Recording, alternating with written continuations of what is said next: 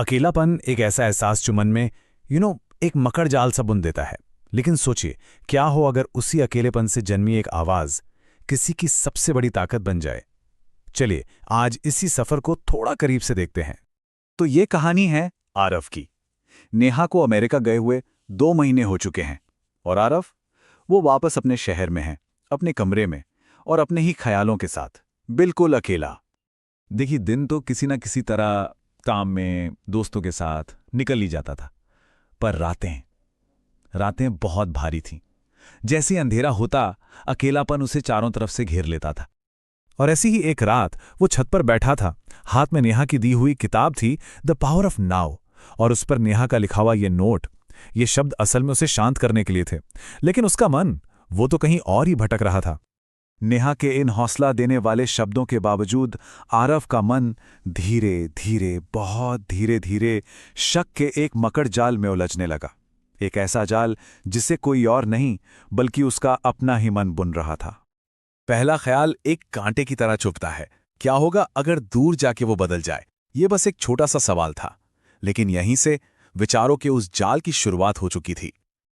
और फिर दूसरा सवाल उठा, जो पहले से भी ज्यादा तीखा था। अब मन में विचारों की रफ्तार तेज हो रही थी। एक डर दूसरे डर को अपनी तरफ खींच रहा था। और फिर आया सबसे गहरा, सबसे बड़ा शक।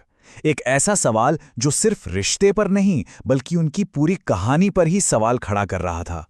आरव अपनी ही बनाई हुई असुरक्षा की खाई में डूबता जा रहा था। लेकिन इस बार उस डूबते हुए एहसास के बीच में कुछ अलग हुआ। आरव उठा। उसने तय किया कि वो इन ख्यालों से भागेगा नहीं बल्कि उनका सामना करेगा। और वो सीधा आईने के सामने जाके खड़ा हो गया। उसने अपनी ही आंखों में देखकर खुद से ये सवाल किया, और ये सिर्फ एक सवाल नहीं था, ये अपने पुराने कमजोर स्व को एक चुनौती थी। ये चिंता से आत्मचिंतन की ओर एक बहुत बड़ा कदम था। आईने में उसे अपनी आंखों में अंदर चल रही लड़ाई की थकान तो साफ साफ दिखी, लेकिन आज पहली बार उसे उस थकान के साथ साथ एक और चीज दिखाई दी, हिम्मत की एक हल्की सी चमक। उसे एहसास हुआ कि वो अब भी वही पुराना टूटा हुआ आरव नहीं है। इस एहसास के बाद अगली सुबह आरव ने एक बहुत जरूरी काम किया। उसने एक कलम और कागज उठाया और किसी और के लिए नहीं बल्कि अपने लिए एक चिट्ठी लिखनी शुरू की। उसने अपनी चिट्ठी की शुरुआत अपने डर को स्वीकार करने से की। उसने खुद को याद दिलाया कि डरना कोई नई बात नहीं है, लेकिन हर बार डर के बावजूद खुद को संभाल लेना, यही तो उसकी असली ताकत रही है। चिट्ठी का सबसे अहम हिस्सा यही था। उसने खुद को समझाया कि भरोसा बाहर की चीजों पर नहीं बल्कि अंदर करना होगा। नेहा पर या वक्त पर निर्भर रहने के बजाय इस बार भरोसा खुद पर करना होगा। और फिर उसने ये सबसे शक्तिशाली पंक्ति लिखी। ये एक ऐलान था, खुद के लिए एक वादा, कि अगर वो अपने मन के अंदर की सबसे बड़ी लड़ाई जीत सकता है तो फिर मीलों की ये दूरी उसे कैसे हरा सकती है। खुद के साथ हुई इस बातचीत का, इस चिट्ठी का असर तुरंत हुआ। आरव के अंदर एक ठहराव सा आ गया। उसके सोचने का, महसूस करने का और बर्ताव करने का तरीका सब बदल गया। ये भरोसे की एक नई सुबह थी। उसने नेहा को मैसेज किया, लेकिन इस बार उसके मैसेज में बेचैनी नहीं बल्कि एक सुकून था। उसने अपनी भावना को नकारा नहीं बल्कि उसे संभालना सीख लिया था। उसने लिखा, मैं तुम्हारी याद में डूब नहीं रहा बल्कि उसके साथ तैरना सीख रहा हूं।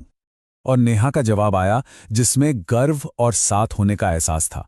और यह जवाब इस बात का सबूत था कि जब आप खुद को संभाल लेते हैं तो आपके रिश्ते भी और मजबूत हो जाते हैं। तो आरव की इस कहानी का सार क्या है? यही कि ओवरथिंकिंग और शक के मकड़जाल से निकलने का रास्ता बाहर नहीं बल्कि हमारे अंदर ही है। हमें किसी और के सहारे की नहीं बल्कि अपनी ही आवाज सुनने की जरूरत होती है। खुद से बात करना अपने बिखरे हुए हिस्सों को फिर से जोड़ने जैसा है।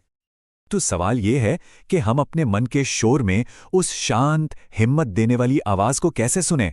आरव ने इसका जवाब ढूंढा, आईने में खुद का सामना करके, खुद से मुश्किल सवाल पूछकर और अपने सबसे बड़े डर और अपनी सबसे बड़ी ताकत को कागज पर उतारकर। शायद हमारी भीतरी आवाज को सुनने का रास्ता यहीं से शुरू होता है।